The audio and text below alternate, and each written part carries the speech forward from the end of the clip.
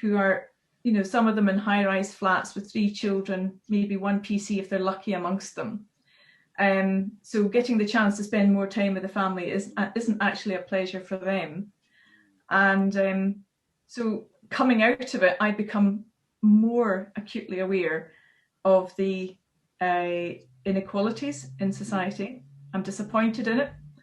And I think as we start thinking about what we should be doing and doing better, we need to acknowledge that. We need to think about that, because there is no point in us rushing to, oh, let's all work from home or have a blended way of work for people who do not have the great privilege that you have as a, you know, middle class, comfortably, oh, I've got to study, my husband's got to study type of attitude, because it's not realistic.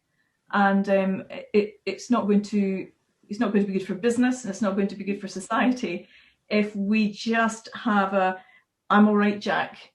Just as during the lockdown, some of it's been great. We've seen some super support amongst communities, but we've seen many people, many of them like us on this call, who have gone under a rock and thought, well, I need to make sure that I am not exposed no matter what happens, even though the statistics are of you getting it or of dying are so tiny.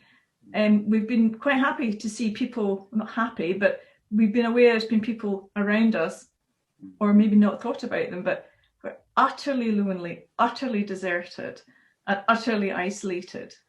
And yeah, I've seen some really bad things. I saw during the last lifting of lockdown a bit, men and women could go into pubs easily, but people trying to run support groups for people with alcohol problems weren't allowed to hold them. And that was considered, even with lobbying to the government, as, well, that's fine, they can't sit just socially distanced in a room. So there's a lot, if we're going to build back better